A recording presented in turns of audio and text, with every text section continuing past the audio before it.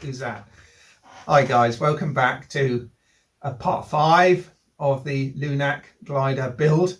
And at the end of the last video we put on the balsa cladding on the rear of the fuselage, and I said we'd start this video with the center section for the wing, and that's what I've started doing now. So let me just bend you down a minute.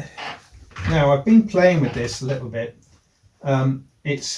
It's a very precise, if it's out slightly one side it throws things out the other side by a couple of millimeters, and so small slight adjustments have been made, and I've just got to the stage now where I've glued on some balsa onto this, which is the packing, which is the difference in thickness of that. So this will be glued in there, probably with epoxy, and just pop those out to one side. And I'm just going to cut it to make it exact. I've got the rear. There's a little piece of balsa, not balsa. There's a little bit of ply and hardwood right at the rear of the wing section, where the top ply covering comes down and goes around. This is on the line of the stringer, and I can see the stringer here. So by putting a rule on the fuselage, I can see exactly the underneath of the wing section to make sure it's neither positive nor negative in place. So that's good. Because looking at the plan, the bottom of the wing section, it runs exactly along the top of that stringer. So that is my absolute guide. I'm only talking about the bottom of the wing section because the front end curves up. So anyway, this is this now stuck on the spacer, so I could actually, there's no reason why I can't epoxy that onto there. The rear part is sandwiched the other side of the former, so I need to put a spacer in, like on the rear, a spacer to take up the width of that former. So that is in there. That slides in there, and I also need a spacer. The spacer can't go on yet because I won't be able to slide it in. So I'm going to glue the spacer in after it's glued in. So what happens next? Well, that's a good question. So that goes. Just pop a clamp on there. And on there, but I've got to make sure it's in exactly the right position, because the thing is, if I get this wrong, then what happens is the angle of attack is completely wrong, and if one is, say, half a degree above the other side, then it, being over a whole wing, it's going to throw it completely to one side. So these have to be incredibly accurately placed. Right, that looks good. Let's have a look at the other side. So if I can get this to go in just like that, oops, then I can start gluing it in. But you only get one shot at this, don't you? Come back.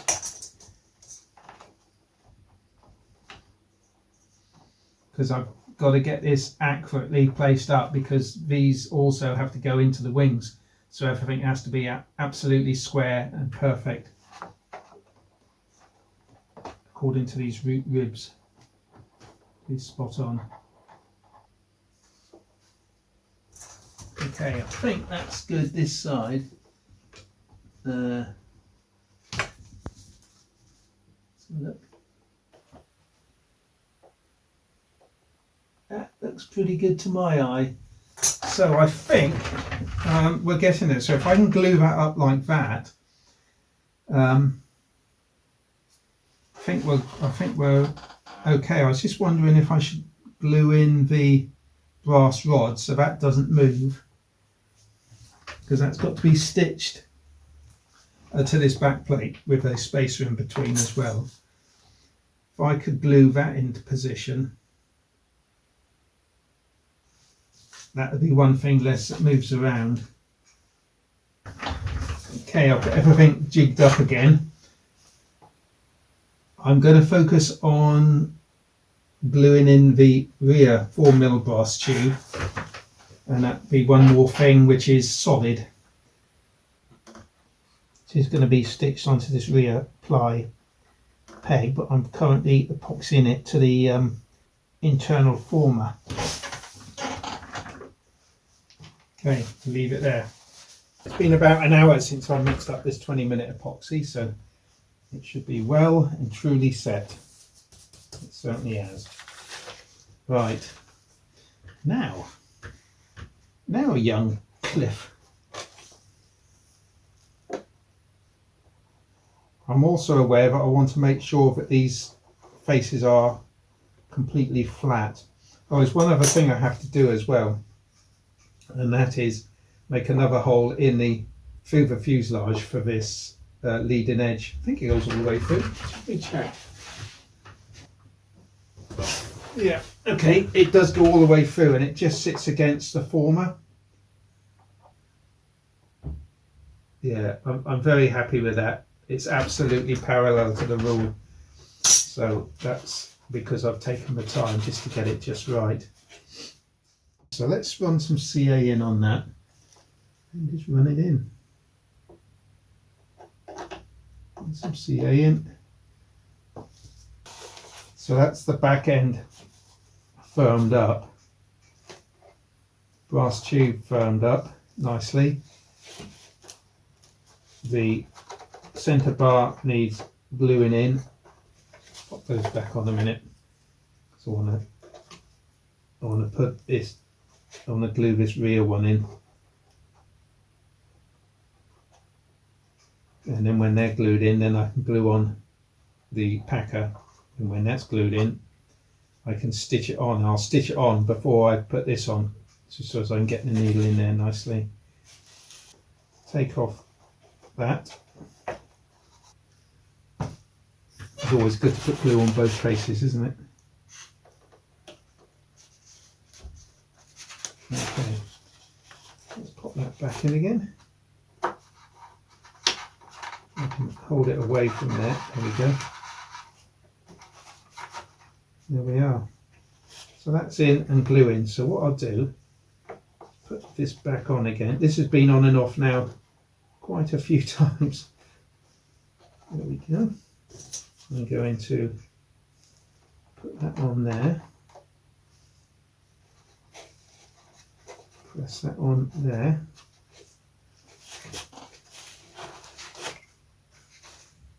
That's to be down.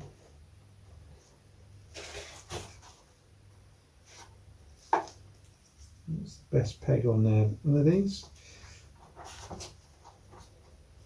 Yeah, probably. I'm going to check everything is flat and square and where it should be. Keep checking is the golden rule. Okay, that's looking pretty good, guys, so we'll let that set, then we'll come back and do the next part. Right guys, moving on. This is now glued, the back is now glued. I'm going to glue the main supports, and also I'm going to glue that in, I guess. Scratch it up a bit more. Although it's pretty shiny, look.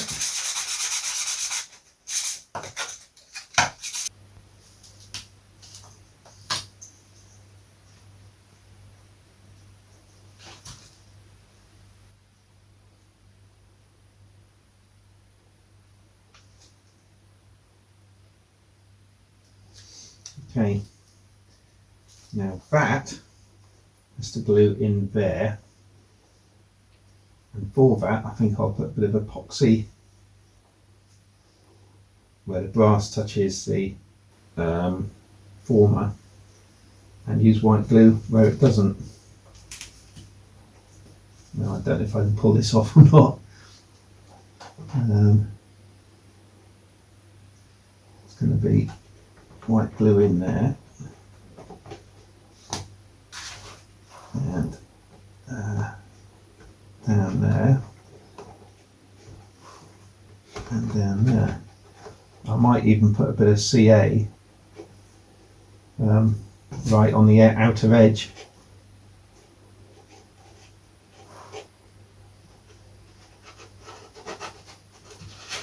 An angle and then swing it in.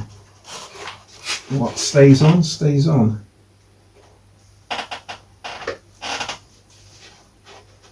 Goes to there. Like that.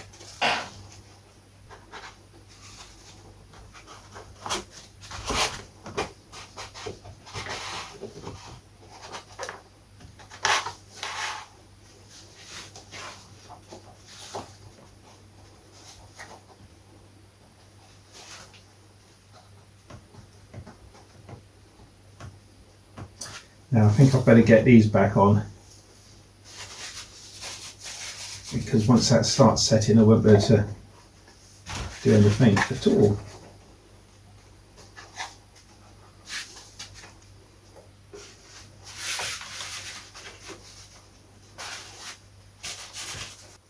Now my friend Roger saw part 4 video and said, Cliff, you've really got to clear your bench when you're building a model, because it does dent the fuselage.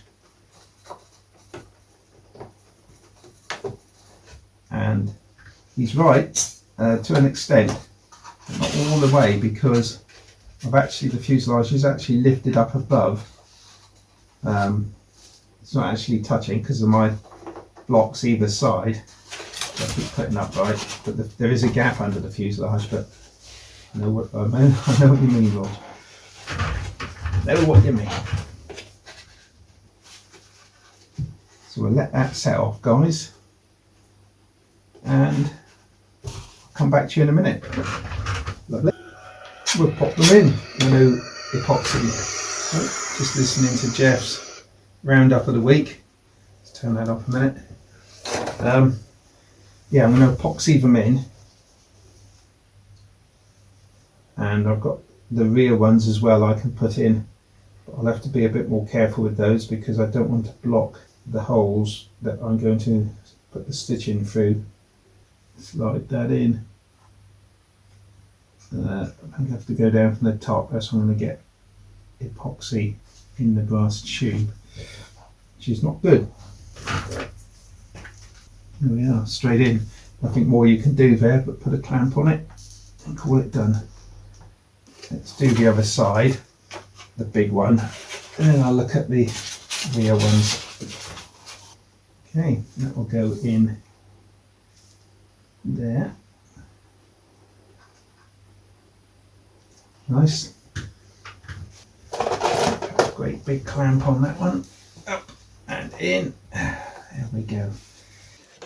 So I've added a couple of blocks onto the front here, and I don't think there's anything now stopping me from gluing on these outer ribs. I think everything is set up, ready to go. They just need to be glued on. And then when they're glued on, I might just put a little gusset in this corner actually.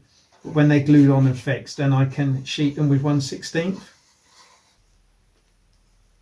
We put it on there, on there, and there. Look at that.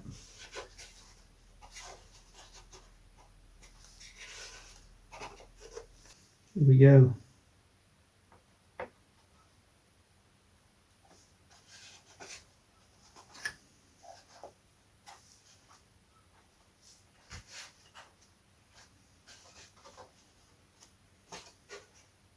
Right, I'll need a peg on that back piece, as it's just, I could put tape on, but I think the peg will hold it just nicely there.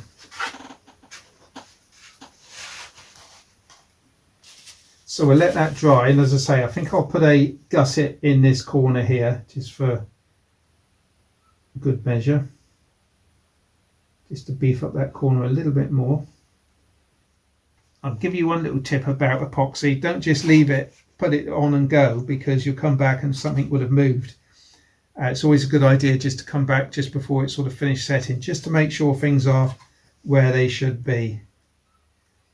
I've been caught out once or twice before with things that you think are solid. When you come back, you know, it's hanging off the, and you've got to start cutting epoxy, which isn't easy.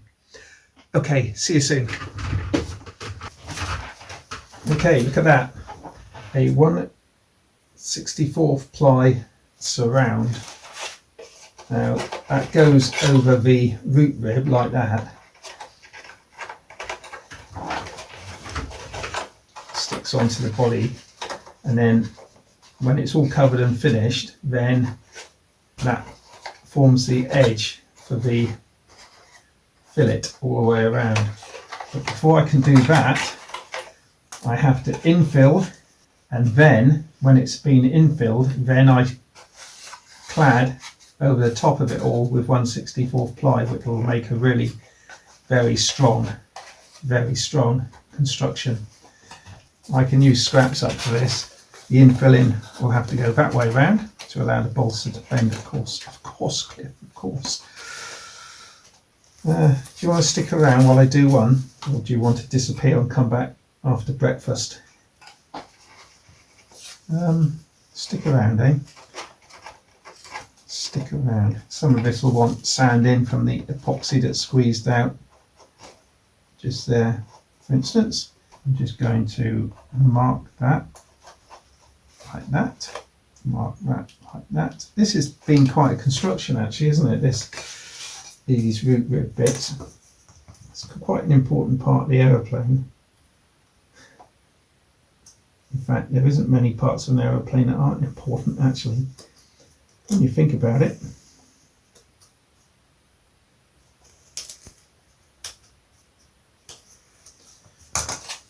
Right, that's going to be too wide, so I'm just going to sand that to perfection.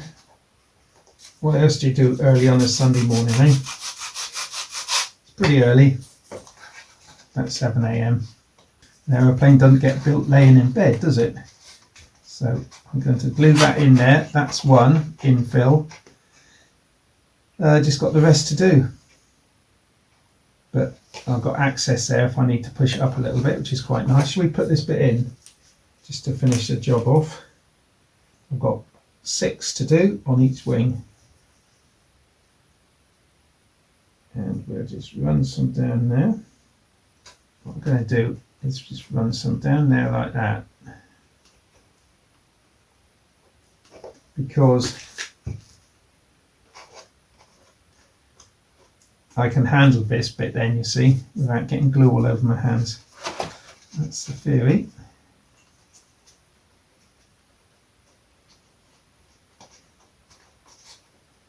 Push it in.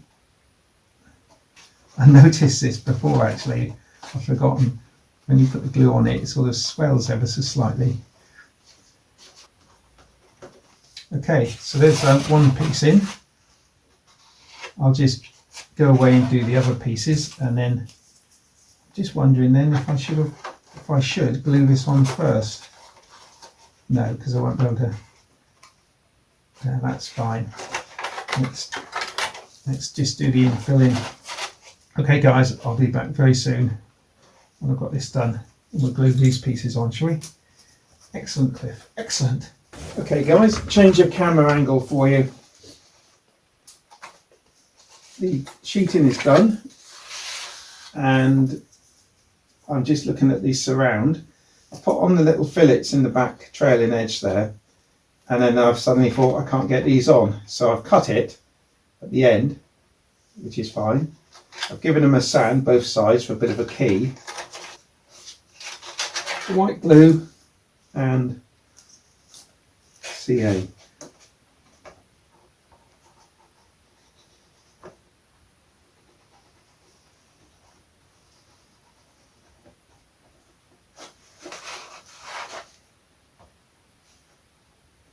Gets the job done.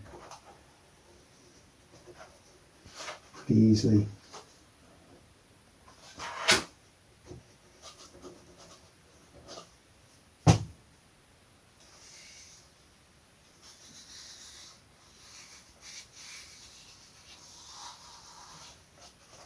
Let's just drop that on.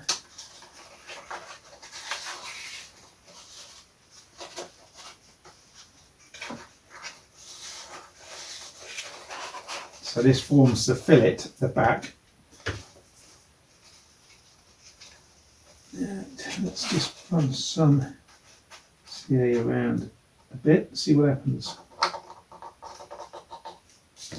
It's quite a lot, isn't it?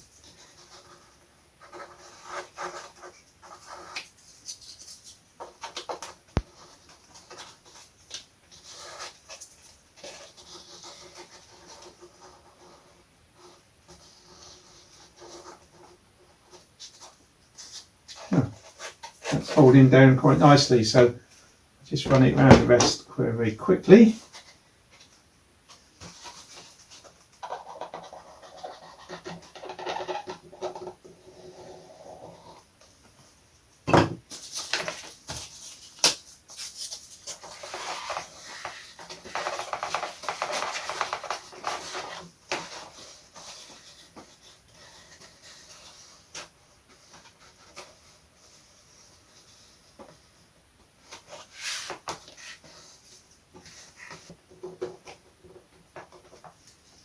Just doing it in sections at a time makes life a little bit easier.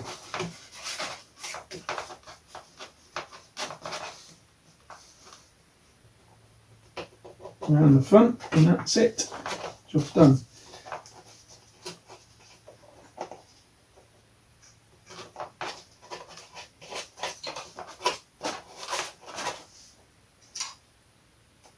There we are. There we go then, guys, that's the perimeter done. So next job on that side is just to run some 1/64 ply down and around. I'll probably do it in sections because obviously, as you can see, it's not the same width as it goes along. So, but there we go, that's the side on. Good. Coming along rather nicely, I think. Quite happy with that. So now what I've got to do, as I say, is cut some 1/64 ply. I've just been cutting some of this thin ply. I don't think it matters which grain direction it goes because being ply, the grain goes all ways anyway. But I've just cut a couple of small bits here. I haven't done any underneath yet, but I'm going to white glue this on and then peg it. And if necessary, a couple of little bits of CA down the back just to hold it. I've pre-glued the front bit here because it's end grain and okay. And which way up was this? That way. It goes roughly there. A couple of pegs and it just wraps straight around like that. I'm going to have to peg it really tight to keep it in tight.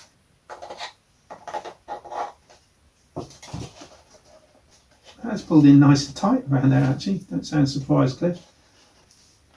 Okay, next piece.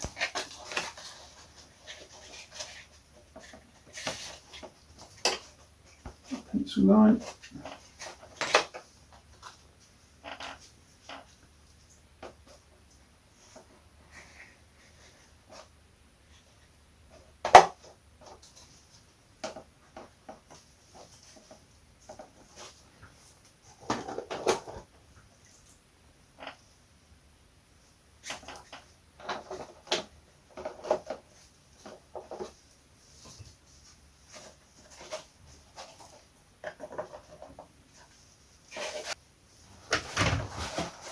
And the last piece, which I'm going to take right over the little triangle at the back end there, and then I'll tidy it up afterwards.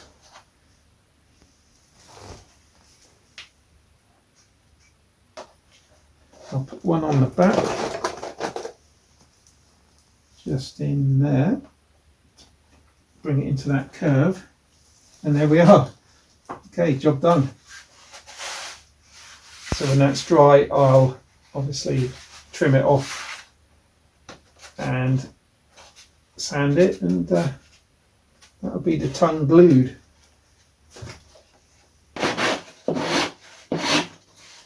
Well, you get the idea, guys. It's going down. So I think that's come out pretty well. It's all plywood now, a plywood box, incredibly strong. Looks quite chunky, doesn't it? There we are, guys. We'll leave it there for this week. This will be part 5, end of. Not a lot to show, but there was quite a lot of work in it, wasn't there? So anyway, so next video I shall be looking at the fin, rudder and possibly the tailplane. We'll find out, see how it goes. Thanks for watching. Hope you've enjoyed it. Hope you're learning something. I know I am as I go. Give the video a thumbs up and check out the link at the end when part 6 is done. Cheers, guys. I'll also link to the other parts starting from the beginning. Thank you very much for watching. I'll see you in the next one. Cheers. He's always so happy. I'm always so happy and upbeat. Oh! Anyway, see you again, guys. Cheers.